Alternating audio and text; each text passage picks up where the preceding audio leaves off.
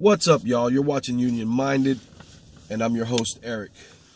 If you like my channel, please hit the like button, hit the subscribe button, hit the bell so you never miss a video, and share these videos so that we can educate each other on what's going on. I got to tell you, I'm a little pissed off, honestly. Just read an article. North Carolina superintendent apologizes after a mock slave auction. A mock slave auction took place at a middle school in North Carolina yesterday, the 16th, on the 16th of March, 2022. We got a mock slave auction at a middle school. Can you imagine? And then people want to act like racism is dead and gone, like T.I.'s song said.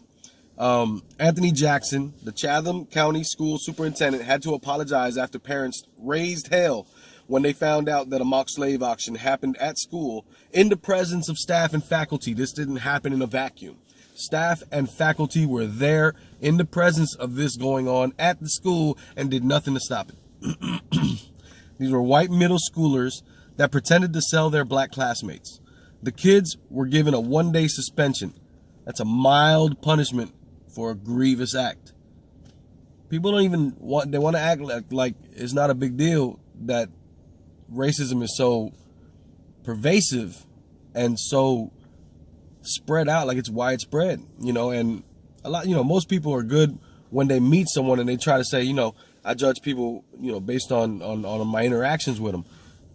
But you have these negative biases that happen in your head. And so if you don't meet the person, you automatically think the worst racist stuff you could think of about them until you meet them.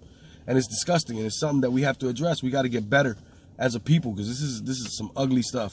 I'm shocked and appalled at what the heck happened. To say racism is alive and well is to state the obvious. My question is why we allow these repulsive views and actions to go on without speaking out to stop it. Why do we allow it to continue to permeate and to continue to fester? This happened, like I said, in front of teachers.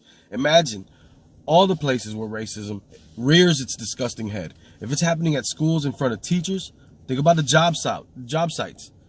There have been job sites where nooses have been found hanging. You have the right wing actively supporting white supremacy since 2016 and banning any discussion based on historical accuracy because their fifis get hurt.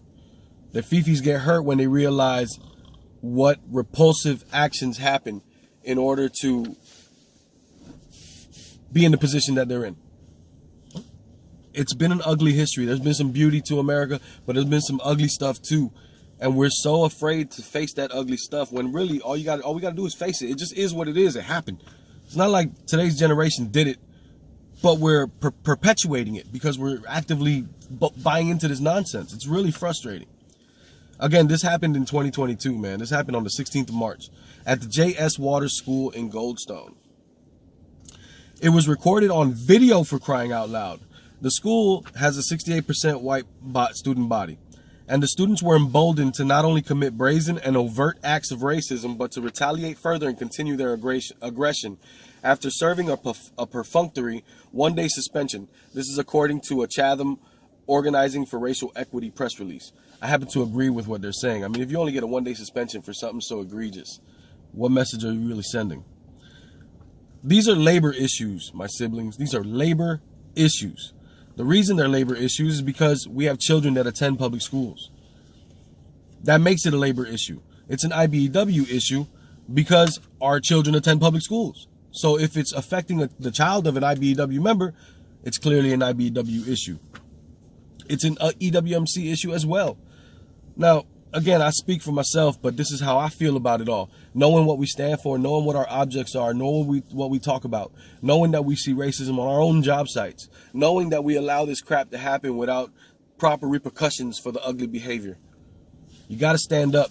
You got to be the example. And when you see someone doing some of that ugly stuff, you got to tell them it's not cool. Because they only do it because they think it's cool, and it's not cool. We have to do better. If you see racist behavior, challenge it. If you hear racist comments, oppose them. We must be our brother's keepers, or you betray your oath. Or you betray your oath. I know that's probably going to ruffle some feathers because, we have some of them amongst our midst, and we have to change their hearts because their hearts are ugly. and you know some, and I know you work with some, talk to them. Let them know. You got to give people the benefit of the doubt. Most people are trying to do their best in this hard life.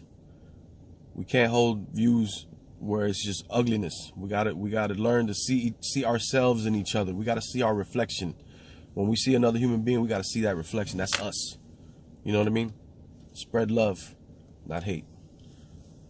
Anyway, I'm union minded. Sorry for going on a rant, and thanks for hanging out and listening to my BS. These are the tactics that the empires use to keep the people divided, so that we never unite and overturn it and make sure that we have a fair slice of the pie. So remember that when next time someone's talking that racist shit. It's what they use to keep us down. Let's not fall for the okie doke. Let's be smarter than them. We can be smarter than them. They have no power. We're the ones that generate all the power, all the wealth, all of it, all the gains. We're the ones that do it. You know what I'm saying? They just leech off of us and get the rewards. We got to do better. Remember, the fight's not left and right. It's up and down. And it's going to take solidarity to win. Always. Peace.